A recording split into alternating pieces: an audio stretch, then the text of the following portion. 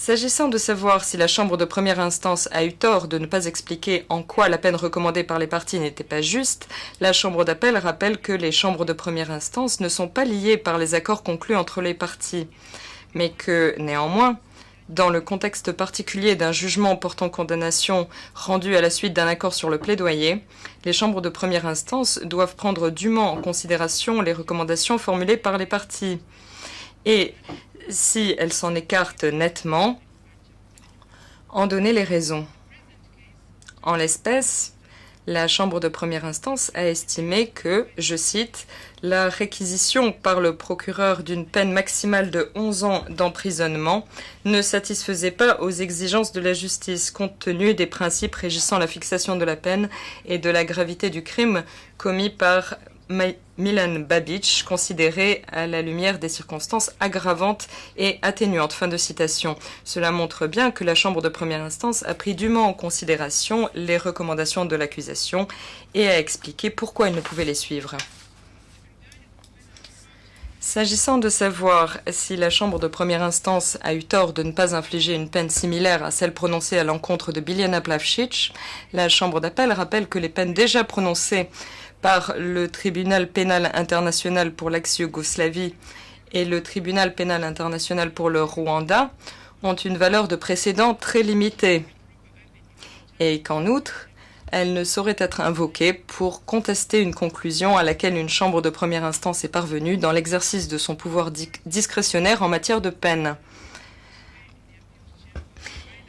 Il n'est guère utile de comparer plusieurs affaires dans le but de convaincre la chambre d'appel d'alourdir ou de réduire la peine infligée, dans la mesure où les différences y sont souvent plus importantes que les similarités et que les circonstances atténuantes et aggravantes propres à chaque affaire donnent lieu à des décisions différentes. En l'espèce, même si l'on part de l'hypothèse que les deux affaires en question sont similaires au point d'être véritablement comparables, la peine infligée à Milan Babic n'est pas déraisonnablement lourde par rapport à celle infligée à Biljana Plavšić, au point de tendre à indiquer une décision arbitraire ou excessive. La Chambre d'appel ne procédera donc pas à une comparaison des deux affaires. Le deuxième moyen d'appel est rejeté. Dans son troisième moyen d'appel, Milan Babic avance que la Chambre de première instance a commis des erreurs de droit et de fait et qu'elle a outrepassé ses pouvoirs en négligeant d'examiner comme il faut les éléments de preuve concernant sa participation limitée aux persécutions dont il a plaidé coupable et de leur accorder le poids qui convient. Il soutient que sa peine doit être réduite en conséquence. La Chambre d'appel estime que la Chambre de première instance était en droit de juger que la contribution de Milan Babic à l'entreprise criminelle commune n'était pas aussi limitée que ce que les parties ont laissé entendre. Le troisième moyen d'appel est donc rejeté. La Chambre d'appel va se pencher à présent sur les 4e, 5e, 6e et 10e moyens d'appel soulevés par Milan Babic, lesquels ont trait à l'appréciation des circonstances atténuantes par la Chambre de première instance. Dans son 4e moyen d'appel, Milan Babic avance que même si la Chambre de première instance a reconnu qu'en acceptant de coopérer largement avec l'accusation, il avait mis gravement en danger sa sécurité et celle de ses proches, elle a commis des erreurs de droit et de fait et a outrepassé ses pouvoirs en retenant cet élément comme une simple circonstance atténuante et non pas comme une circonstance atténuante importante. La Chambre d'appel estime que cet argument est infondé. La Chambre de première instance ayant expressément déclaré qu'elle accorderait un poids substantiel à cet élément lors de la fixation de la peine. Le 4e moyen d'appel est donc rejeté. Dans son 5e moyen d'appel, Milan Babic affirme que la Chambre de première instance a commis des erreurs de droit et de fait et qu'elle a outrepassé ses pouvoirs en jugeant qu'en l'absence de circonstances exceptionnelles, la bonne moralité d'une personne avant les faits ne peut, prise isolément, être retenue comme circonstance atténuante. La Chambre d'appel observe que, même s'il est exact de dire que la bonne moralité d'une personne a souvent été retenue comme circonstance atténuante, cette pratique n'est pas systématique et varie en fonction des circonstances propres à chaque affaire. Bien que les éléments relatifs à la situation personnelle de l'accusé, comme sa bonne moralité avant les faits, soient retenus comme des circonstances atténuantes, il leur est accordé peu de poids. En l'espèce, l'appelant n'a pas démontré que la chambre de première instance avait outrepassé ses pouvoirs. Qui plus est, la chambre d'appel estime que la chambre de première instance était parfaitement en droit de ne pas considérer la bonne moralité de Milan Babic avant les faits comme une circonstance atténuante. Le 5e moyen d'appel est donc rejeté. Dans son 6e moyen d'appel, l'appelant soutient que la Chambre de première instance a commis une erreur de droit et de fait et outrepassé ses pouvoirs en refusant d'admettre que son comportement après les faits constituait une circonstance atténuante.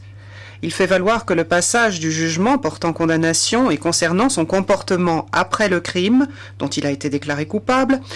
ne fait pas état des efforts qu'il a entrepris pour mettre fin aux hostilités, de concert avec Peter Galbraith, ambassadeur des États-Unis d'Amérique en Croatie, en accord avec le plan de paix Z4, et pour remédier aux problèmes rencontrés dans les prisons en y engageant du personnel qualifié. La Chambre d'appel considère que la Chambre de première instance a mal interprété l'appréciation portée par la Chambre de première instance dans l'affaire Plavšič sur le comportement de cette dernière après le conflit, en concluant à tort que le comportement de l'appelant après les persécutions ne pouvait constituer une circonstance atténuante, et ce uniquement parce qu'il n'avait rien fait pour atténuer les souffrances des victimes.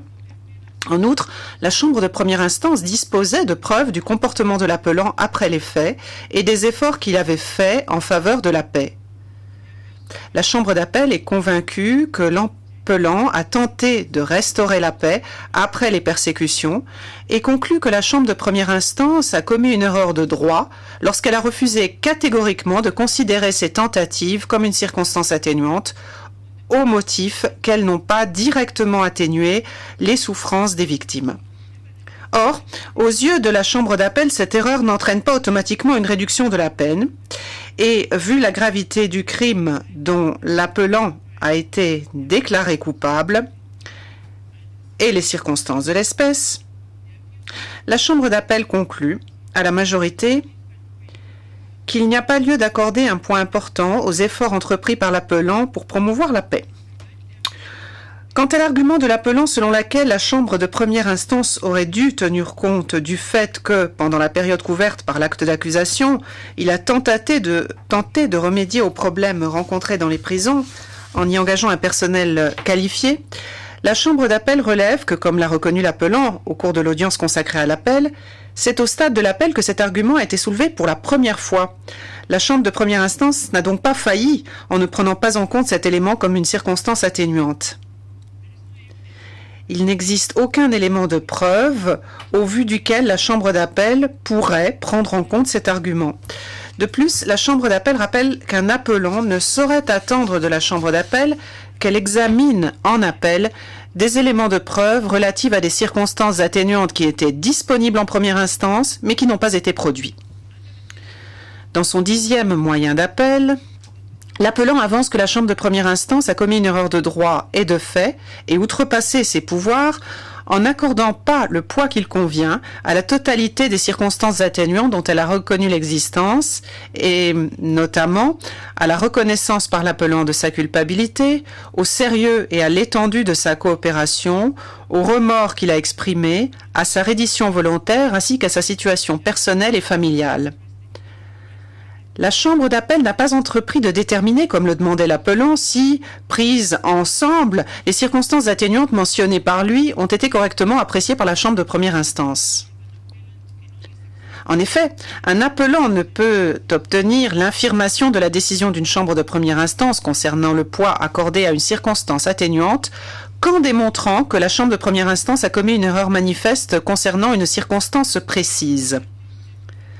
La Chambre d'appel a donc choisi d'examiner les erreurs alléguées pour chacune de ces circonstances atténuantes et a conclu que l'appelant n'avait pas démontré que la Chambre de première instance avait commis une erreur manifeste dans l'exercice de son pouvoir discrétionnaire lorsqu'elle a apprécié les circonstances atténuantes en question.